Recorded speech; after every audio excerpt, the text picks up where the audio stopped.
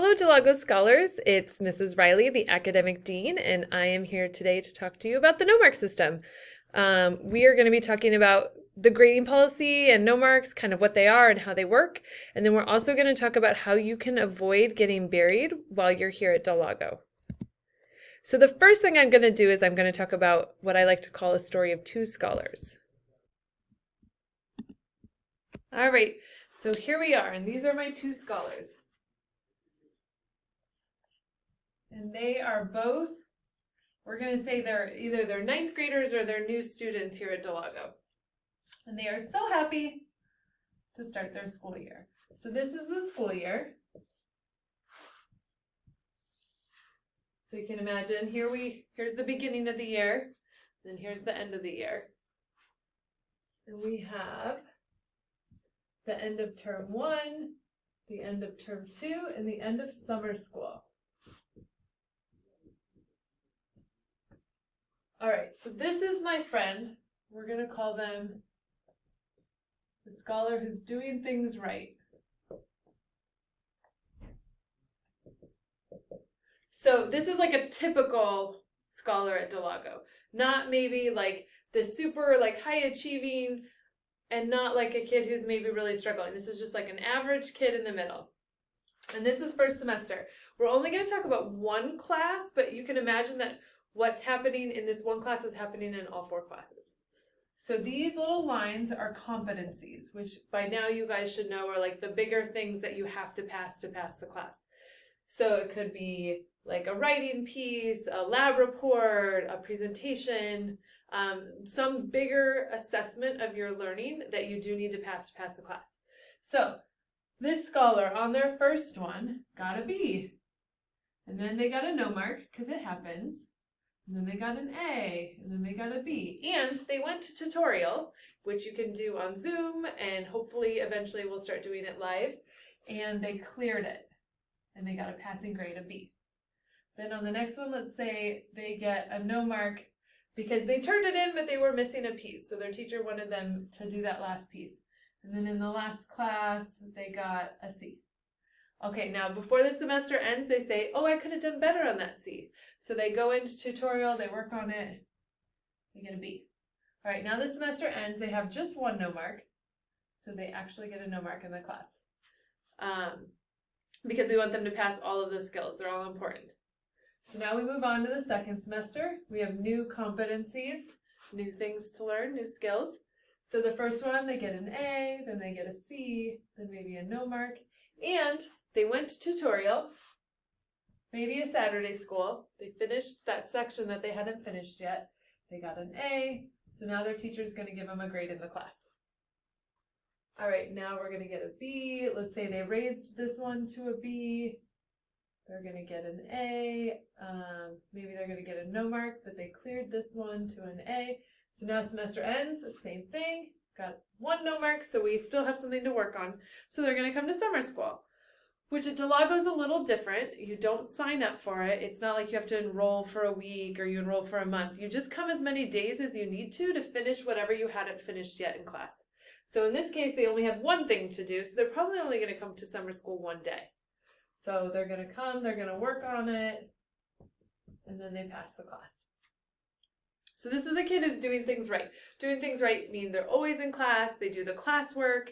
If they don't finish it, they'll finish it at home.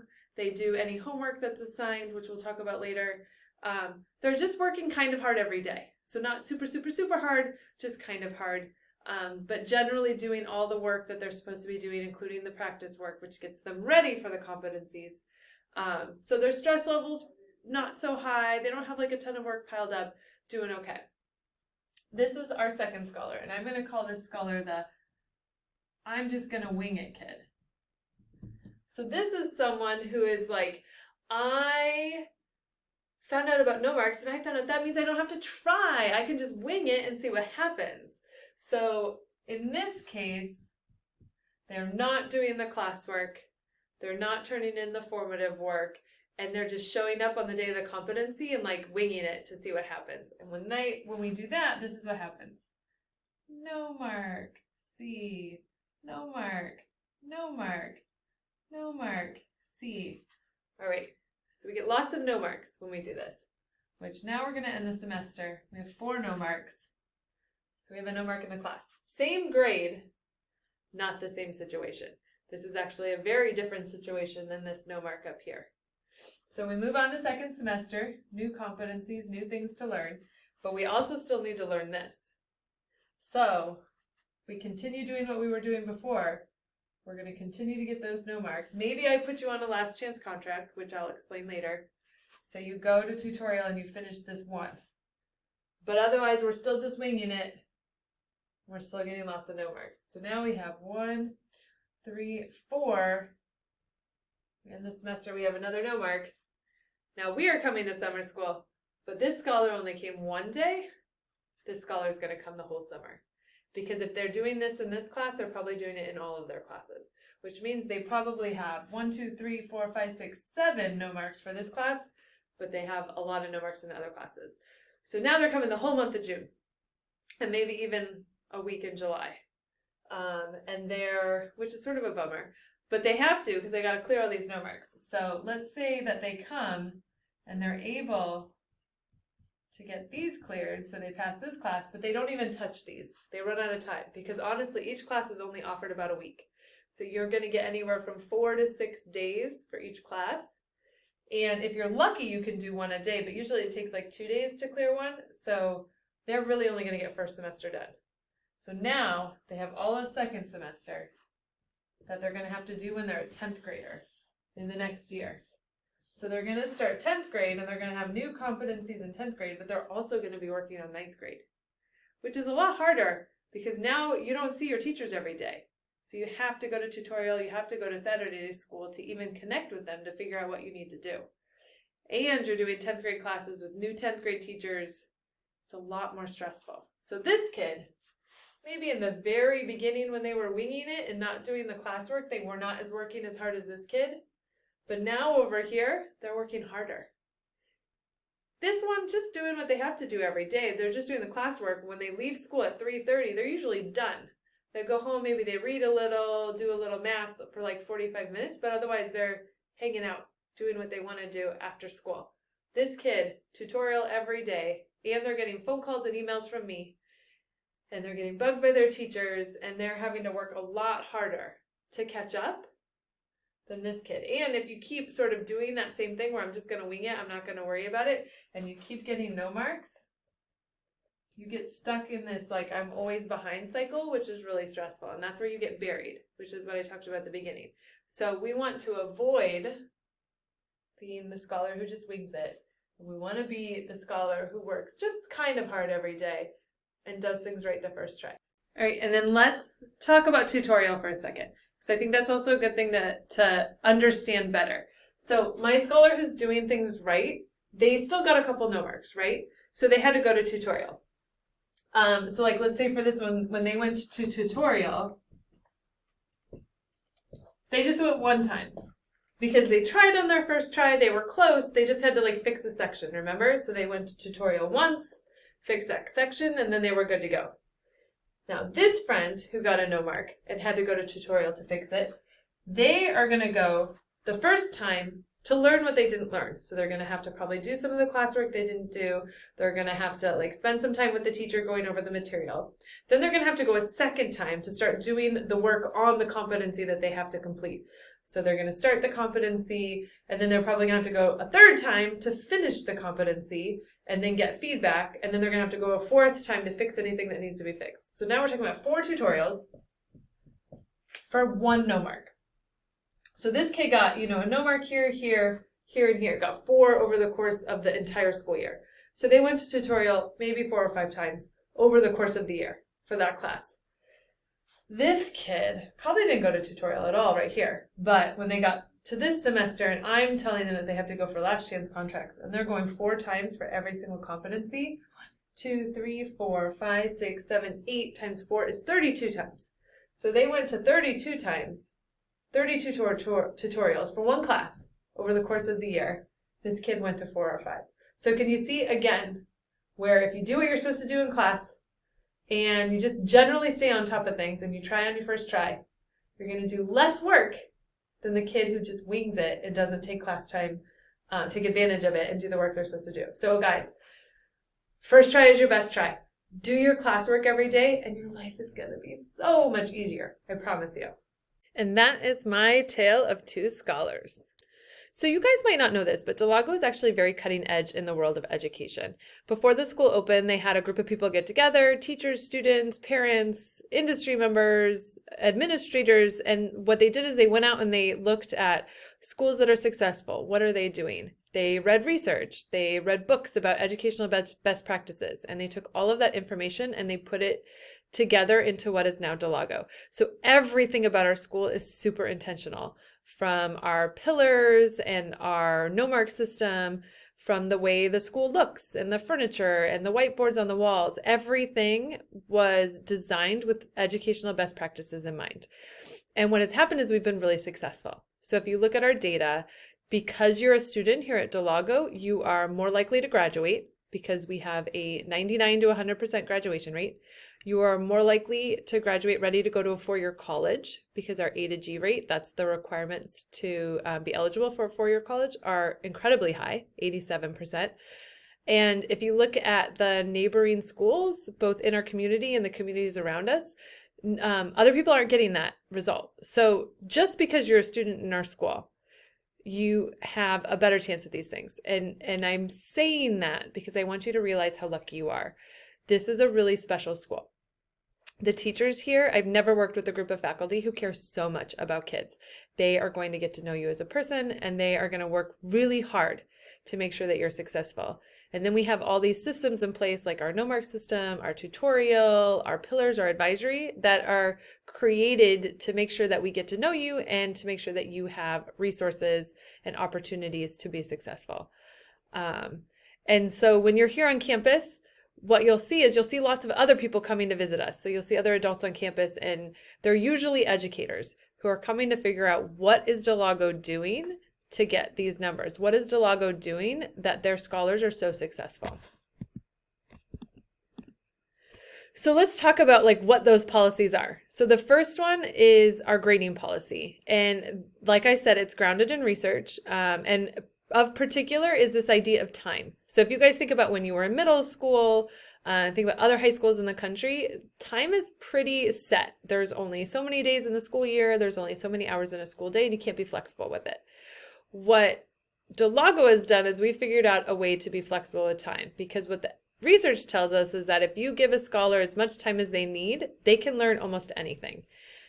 So we're flexible in a couple different ways. The first is we give you more time after school because of tutorial. We give you Saturday school, which is more time. And then the big one is our no-mark system. So when the semester ends, you're going to get 2 more terms to keep working on those competencies until you master them. So at the end of fall, you're going to have spring and summer. And at the end of spring, you're going to have summer and the next fall. And this is all central to that pillar, never too late to learn. So the idea is sometimes you didn't master a competency on your first try. You just didn't get it yet. But if we give you more time and practice, you will get there. And that's what our grading policy does, is it gives you more time. We also care a lot about the integrity of your grade. We want your grade to be a reflection of what you know or can do, not necessarily how many times you had to try or whether or not you tried initially, because sometimes we have to sort of figure out the hard way that trying on our first try is actually the best way to do it. So let's say you try 3 times on something, you get a C, a B, and an A. In a traditional school, they would average it and give you a B. But we're actually going to give you the A, because the A is your ability, that is like your skill level at the end. And so that's what your grade should be. So specifically, our grading policy says that you have to pass each course with a C or better. We don't do Ds because colleges don't take them. And also a D, you didn't really master the competencies. So we really want you to master the skill, which is a C or better. If you don't, you're going to get a no mark. So what is a no mark? So basically it's a not yet. It is below a C, so it's below a 2.5 on a 4.0 scale, but really what it is it's an opportunity to improve your score and to clear the no mark prior to the end of the term. And just another note, when you're looking in Canvas, things that are no marks are anything that's missing, anything that's incomplete, and then anything where maybe it's complete and it's turned in, but you didn't meet the standard, so you got below a 2.5. Those are all considered no marks. And then in addition to like a no mark on an individual grade, you have to get a C or above on each competency, like I showed you with my 2 scholars, to get a grade for the whole class at the end of the term. So if you have even 1 no mark, you're going to have a no mark for the whole class. And people always ask why. Like, why do I have to pass everything? If I've passed 5 out of 6, why can't you average it and just give me the grade? And there's a couple different reasons. First of all, we have a curriculum that is designed to make sure that you're ready for the next step, whether it be a 4-year college, a 2-year college, or going straight into the workforce. And all those skills and competencies are essential. If you look at it like a traditional high school, or even when you were in middle school, and you think about a class and the grade book, you probably had a bunch of stuff in there, like anywhere from 20 to 30 things between homework and classwork and quizzes and tests and projects, and that's a lot of things. So here at DeLago, we are only requiring you to pass like 4 to 8 things in each class. We only require that you pass the competencies, but all of those competencies are tied to a really important skill. And if we let you in 9th grade pass through without one of those skills, but then in 10th grade you need to do it and you need to be ready for it, we're not setting you up for success. And we could hypothetically let you slide all the way through high school with 1 skill that you never get, that then when you get to college, if you're not ready to do presentations, it's going to be a lot harder. So we really care about that learning. All right, this is the mantra. And if you remember nothing from my video, this is the thing I want you to remember. Your first try should be your best try. So you're going to say it with me right now. Your first try should be your best try. Let's talk about what happens when you get a no mark. So if you get a no mark during the semester, like I showed, you have opportunities to work on it, go to tutorial, and clear it. And I am not necessarily going to bug you yet. Your teacher's going to bug you. Your parents are probably going to ask if you need help. But once the semester ends, if you still have a no mark in that class at the end of the semester, that is when I am going to get more involved. And I'm going to do what is called a student success plan with you. So when that happens, we are going to sit down, we're going to have what we call a contract, where we outline what are the no marks that you still have, and then we're going to agree that you're going to go to tutorial, X block, and any other interventions to keep working on it. Once you do the work, you're going to get that grade, as I showed you earlier. But if you don't do the work, you don't follow through, and we go those 2 semesters, the grade will actually turn to an F, even if it was only 1 competency. So this is where the all or none is really important. You have to pass everything. If you don't even pass 1, you're going to have an F. So petitioning for more time, sometimes, so never too late to learn is very different than never too late to try. It actually can be too late to try. If you wait until the deadline, you could run out of time. So this is talking about procrastination, which is something that teenagers like to do. And a little bit of it is not so terrible, but too much is going to get you into trouble. So the way it works is I'm going to check in with you at least 3 times during the semester. It's usually more. And at each meeting, we're going to look at your progress. And what I'm looking for is evidence of effort, which would include going to tutorial, going to Saturday school, that you've turned in work, that you've done retake procedures, that you've actually retaken assessments if it was like a test, or that you're checking in with your teacher. And we're going to have, this is what the contract looks like. And so if you look, you can see there's like a grid of boxes. And let's say that this is your English class, this is your science, your math, and then whatever your 4th class is, which in the first freshman would be ENS. So if you have a no mark in English, it's going to say it here, but let's say you don't have one in science, so that'll be blank, and then maybe in math. When I first meet with you, you're going to tell me how many no marks you have. So maybe it's 3. And then maybe in math, it's 2. And then the next time we meet, what I'm looking for is the numbers went down. So maybe now it's only 2 in English and it's 1 in math, and then it's 1 in English, none in math, and then they're all done. So if I see the numbers dropping, that means you're making good choices, that you're showing effort, and you're making progress. But if the numbers aren't dropping, let's say it's 3 and 2 and 3 and 2 and still 3 and 2, that means you're not trying. So now we're going to talk about what we call last chance addendum. So this is when we're going to say, hey, like, we're giving you all this additional time, but we're not going to keep giving you additional time unless you start showing effort. So this is a 1, sometimes 2 week plan where we are going to tell you what to do. So we're going to take some of the choice away, and we're going to assign a competency that you're going to show effort on, possibly assign tutorial. This is it a little closer. So your parents are going to sign it so they're aware. And then I'm going to tell you whether or not you have to go to tutorial, perhaps Saturday school, and then we're going to list on here what competency you're going to do. It's usually only one. And then we give you a deadline right here. You sign it, I sign it. If you do it, let's say you go and you take the test and you show effort, then we're good. Whether you pass it or not, because this contract is not about passing, it's about showing effort.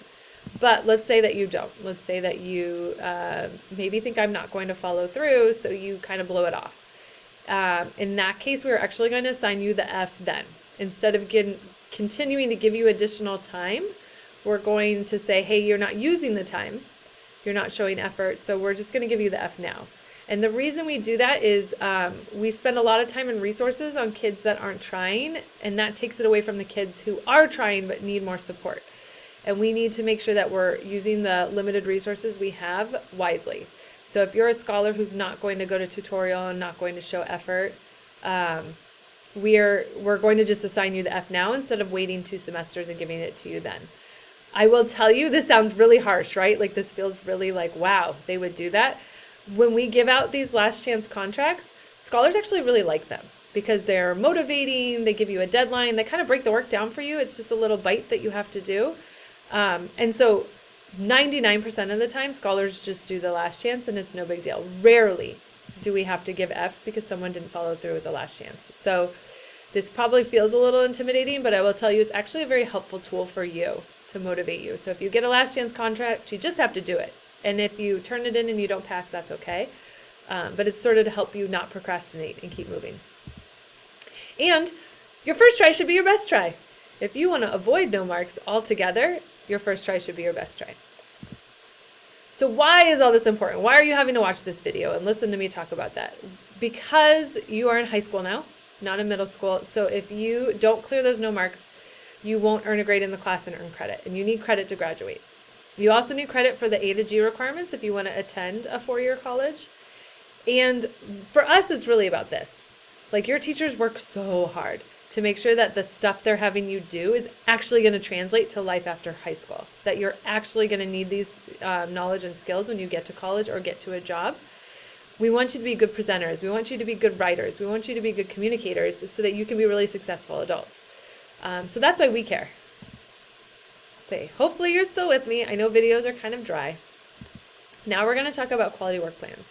So some of you are sitting there saying, hey, Miss Riley, I do always try on the first try, and I don't really get no marks. So this is really more for you. So again, it goes back to that be the best pillar, and that we can always learn and improve. And so sometimes your first try you pass, but it still wasn't your best try. So you can raise a letter grade at any point during the semester. I actually showed that when we did the 2 scholars. So if you earn a C on your first try, but you think you could do better, you can try again. You can go retake a competency. You can make edits and turn it back in anytime you want during the semester. So you don't have to wait for a quality work plan, which I'll explain in a second, to raise your grade. You can raise grades within the semester at any point. But let's say the semester ends. Now you would need to do a quality work plan to raise your grade. So if you earn a B or a C at the end of the semester and you feel like you could do better, you can request a quality work plan. But to be clear, you cannot do this if you have a no mark. If you have a no mark, you're going to do the contract with me. This is for people who earn a B or a C. And if you earned an A, there's nowhere to go. There's no such thing as an A+ at DLA. So an A, you've already hit the top. All right, so here's what the form looks like. Normally, if we were on campus, you would come get it from next to our attendance office. I also always email it out. In this virtual environment, the only way to get it is through email. And then you would take the form to your teacher and request that they make a plan with you to raise your grade. Virtually, you would do this via email or Zoom. You do need to, there is a deadline that you have to turn it in by, the plan. You don't have to have actually raised your grade yet, but you have to turn in the plan by the 2nd Friday after school starts in the fall, or in January, it would be the 3rd Friday. Then you and the teacher are going to decide what it is you need to do. And teachers can actually deny quality work plans if they feel like maybe you weren't showing any effort to raise your grades during the semester, or if you have like all C's and you want to earn an A, that's maybe not possible. So it is at their discretion. although most of the time they're going to approve it. And then you're going to decide what you do, and you're going to agree on a deadline. If you complete the plan successfully, you'll get the higher grade. If you leave DeLago or you don't complete the plan by the deadline, then your grade would just stay where it was. We don't ever drop grades. It would only go up or stay. So how are they different? Because these can get confused with each other. Student success contract is when you end with a no mark. It's a contract with me, and I come do it with you. So you don't have to seek me out. I will come find you. And we will do this contract, and I monitor your progress. Quality work plan is if you have a B or a C and you want to raise it, and you must initiate it. All right, so let's talk about making good decisions. How do you use our supports here at DeLago, and how do you avoid getting buried? How do you avoid being that student on the bottom who is like really stressed out because they have a huge pile of work? All right, if you need help with no marks, we have it, guys. We have lots of support here. All you have to do is show up. So we have tutorials, Saturday school, testing center, and peer tutors. Let's talk about all of them. And friendly reminder, first try is your best try. If you try on your first try, you're probably going to pass, but even if you don't pass, you're going to be closer. So let's talk about tutorial. Tutorial is every day after school from 3:30 to 4:45-ish. You can go to any teacher. So if you tell me that, oh, I can't go on Tuesday because my teachers aren't holding tutorial, I'm going to say, oh, but this teacher is. And the other teacher is doing the same curriculum, so they're going to still be able to help you. Here's the schedule for this fall right now. So as you can see, 9th graders, there's something every day except Friday. We give you guys a day off. But there's always someone you can go to for help. So don't have Miss Jax. You can still go to her for help with math on Monday. She does the same stuff in her class as your teachers. Saturday school. So I always like to say tutorial is like your bread and butter. It's every day. It's predictable. It's always available. Saturday school is less available. It's less frequent. If you are in a particular grade like 9th grade, you might only have it once or twice a semester. Sometimes you might get lucky and we might have it 3 or 4 times. So if you get an invitation, if your parents get a phone call, if your teacher talks to you about Saturday school, please go, because it is a great opportunity. I know you don't really want to give up your Saturday morning, but most of the time scholars can clear a no mark. You could get a whole no mark done in Saturday school because it's 4 hours. And it usually has peer tutor support. So it's a really good thing to attend if you ever get invited. Testing center. So this is something that is not happening in the virtual environment, but when we return to campus, it's a place where you can go take tests. So you would talk to your teacher, you would let them know you're ready to take the test. They would leave it there for you, and you would just have to show up. Whatever afternoon works for you, and Mr. Vargas would be there to proctor the test for you. It's a nice quiet environment. And what it does is it allows your teachers then in tutorial to help kids with like learning and not necessarily proctor tests. Peer tutors are amazing. So if you're going to tutorial now, you know that the peer tutors are already there. So they're available in tutorial. They're often at Saturday school, and we can also assign them to you one-to-one. And what's amazing about peer tutors is that they're upperclassmen who we actually pay. So they're very professional, and they take their job very seriously. And the feedback we get is they're often sometimes easier to learn from. I think it's because they were recently in your shoes, so they kind of remember what it was like to be figuring things out. And sometimes they're just more available. You know, if a teacher's in a tutorial with 20 kids and all 20 want their attention, but now we have 2 or 3 peer tutors in there, you can get more one-to-one support. We also do sometimes assign them, so that you can set up like an individual session with a peer tutor. So if that's something that you're interested in, you could always email me or talk to your teacher about getting that set up. And then other supports, we have a BAT, that stands for Bilingual Assistance Technician for our EL scholars. We have special ed teachers, we have our school counselors, our school social worker, we have a parent liaison, and we have lots of community resources that we can connect you with. So if you're like, hey, I need more help than I can get in tutorial, or I need help with something else, then say your school counselor is a really good person to start with to get you connected to some of those other things.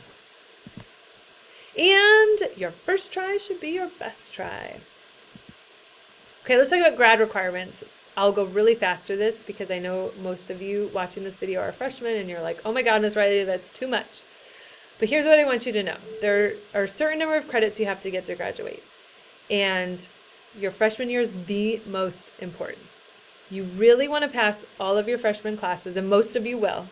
And once you get all those credits, you're really set up well for the rest of your high school career, because your English class is one of the requirements. Your math class, you can see math, you need 20 credits, but you have to pass 1A and 1B. Guess what you guys are taking this year? 1A, 1B. So those two classes are super important for your math credits. You need your health credits and your PE credits. And guess what you get in ninth grade? Both your PE credits and your health credits if you pass ENS 1 and ENS 2. So you are done with PE and health if you pass both of those in ninth grade. And then life science, you guys are taking a life science, you'll get all 10 of your life science credits this year as well. So you are going to get a big chunk of your credits taken care of in ninth grade for graduation. So guys, this year is really important to set you up for success. All right, let's talk about not getting buried. So we're going to try on our first attempt, right? First try is our best try. If you get a no mark, you're going to work to clear it right away. You're going to use tutorial, you're going to use Saturday school, and you're not going to wait for summer school. Some of you might get invited to what we call a restart meeting or a risk to repeat meeting. So we're starting to figure out right now kind of who are the scholars that are not making progress and need to attend a restart meeting. And this is where we're like, okay, if we keep doing what we're doing, we're not going to make it. But we have all these resources, all this support. If you change your behavior, you absolutely can. And so that if you get invited to that meeting, that's what that conversation is going to be about. Let's talk about homework. So parents often say that they hear from their DLA scholars that we don't give homework. This is my response. Okay, let's talk about it. So at DLA, we, like I said earlier, we like research, we like looking at educational best practices. And one of the things that we have learned is that homework for the sake of homework actually doesn't increase learning. So you will hear your teachers say, like, we don't give busy work, we don't give you homework just to give you homework, and that is true. The thing is that doesn't mean you're never going to do work at home. So if you have a no mark, you have work to do at home. But also, if you didn't finish the classwork, you need to do that at home. So anything that you don't get done during the school day, you would need to finish at home, because that classwork is what gets you ready to take those competencies. And then there is like nightly work that which is homework that you are going to need to do. And that includes reading any books you're reading in humanities, because you don't read the books in class. So you got to read at night, just a little bit. Math, the research does say that a few problems a night does increase learning. So you should be doing, maybe not every night, but most nights, a few problems for math. They usually assign those and give you a pacing guide. And then when you hit Spanish in 11th grade, whether you're a Spanish speaker or not, you really need to practice your Spanish at home as well. So those are like 3 things that you should be doing regularly at home: a little bit of math, reading for humanities, and practicing your Spanish in junior year. But that's only going to take you maybe. All right, so to reiterate, we're getting near the end now. We have a lot of supports at DLA. I really, really, really want you to take advantage of them. You are going to make good chances. You're going to clear those no marks right away so you don't get buried. And your first try is going to be your best. All right, guys, if you have questions, I'm your lady, especially if it has to do with the grading policy or no marks. You can always email me, and when we're on campus, I'm in the A building downstairs by Mr. Barajas, the assistant principal. But I hope this wasn't too boring, and I hope to see your smiling faces on campus at some point this year. Thanks.